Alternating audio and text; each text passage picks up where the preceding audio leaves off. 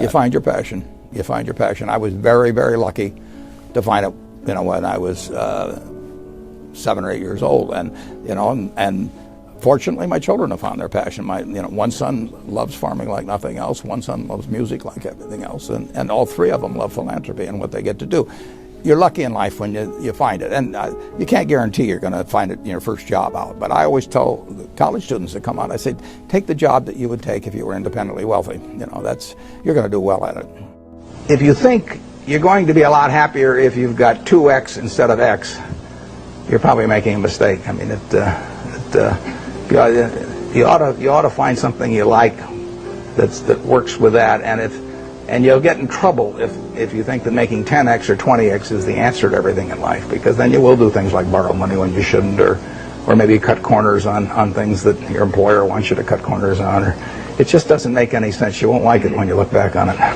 3 things in hiring people: look for integrity, intelligence, and energy. And he said if the person didn't have the first 2, that the latter 2 would kill them. Because if they don't have integrity, you want them dumb and lazy. You don't want them smart and energetic. It never bothered me if people disagreed with what I thought, as long as I felt I knew the facts. I mean, there's a whole bunch of things I don't know a thing about. I just stay away from those. So I stay within what I call my circle of competence. Tom Watson said it best. He said, I'm no genius, but I'm smart in spots, and I stay around those spots. Well, I try and stay around those spots, and I just don't have a problem if somebody says, you're wrong on something. I go back and look at the facts, and I think that really is much more important, frankly, than having a few points of IQ or having an extra course or 2 in school or anything of the sort. You need emotional stability. I just read and read and read. I probably read 5 to 6 hours a day. I don't read as fast now as when I was younger, but I read 5 daily newspapers. I read a fair number of magazines. I read 10Ks. I read annual reports, and I read a lot of other things too. So I've always enjoyed reading. I love reading biographies. Famous lesson about a margin of safety, that you don't drive a truck that weighs 9,900 pounds across a bridge that says limit 10,000 pounds, because you can't be that sure about it. If you see something like that, you go down a little further down the road and you find one that says limit 20,000 pounds, and that's the one you drive across. The nature of capitalism is that people want to come in and take your castle. It's perfectly understandable. I mean, if I'm selling television sets or something, there's going to be 10 other people that are going to try and sell a better television set. If I have a restaurant here in Omaha, people are going to try and copy my menu and give more parking and take my chef and so on. So capitalism's all about somebody coming and trying to take the castle. Now, what you need is a castle that has some durable competitive advantage, some castle that has a moat around it. And that moat, one of the best moats in many respects, is to be a low-cost producer. But sometimes the moat is just having more talent. I mean, if you're the heavyweight champion of the world and you keep knocking out people, you've got a competitive advantage as long as you can keep doing it. And it's very profitable if you're the one that happens to be able to do it. If you can turn out great motion pictures, I mean, Steven Spielberg, I mean, he's a fellow to bet on, and it has enormous economic value. You'd be surprised at my days. I mean, they're very unstructured, no meetings.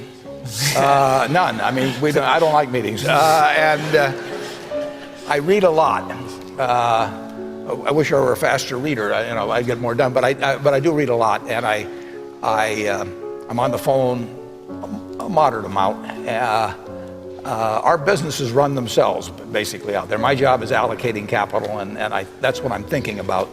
But I don't like to have things all packed hour to hour to hour. And Bill and I are both extraordinarily lucky. I mean, we really get to do what we like to do, the way we want to do it, with people that we choose to be around, and they're terrific. I mean, we've really got everything our way, and we're very fortunate. And in his world, he has a different kind of pace than I have, but we both love it the way we do it. And my guess is that we're each the most productive in that particular mode too, because it fits our personalities and aptitudes. What kills great businesses, if you look at, I do believe in looking at history, and I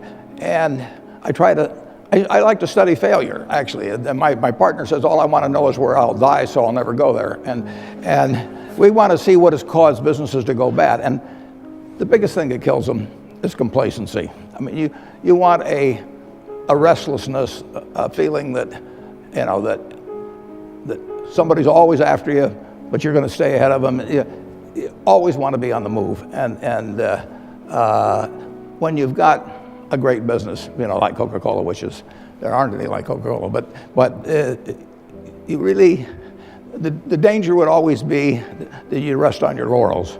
But I see none of that, obviously, at Coca-Cola. But that is the key, to compete the same way when you've got 1.8 billion servings being sold daily as when you were selling, you know, 10 a day. And that restlessness, that belief that tomorrow's more exciting than today, you know, you just have to have it permeate the organization. Who was Ben Graham? He was your primary mentor, model? He was a wonderful man, and he was my professor at Columbia. I read his book when I was 19 at the University of Nebraska, and I'd started investing when I was 11, and I started reading about it when I was like 7. So I'd gone through I read every book in the Omaha Public Library that there was on, by the time I was 12, on investing and stock market. And I had a lot of fun, but I never really found out, I never got grounded in anything. And it was entertaining, but it wasn't going to be profitable. And then I read Graham's book, The Intelligent Investor, when I was at the University of Nebraska.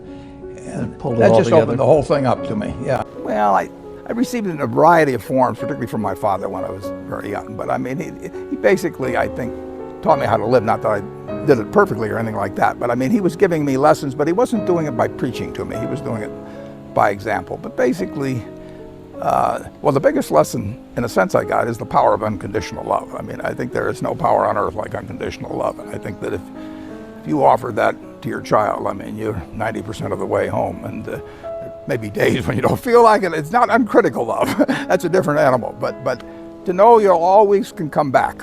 I mean, that is huge in life. That takes you a long, long way. And I would say that every parent out there that can extend that to their child at a very young age, it's going to make for a better human being. And you felt like you got that kind of unconditional love from your dad? I absolutely did, yeah.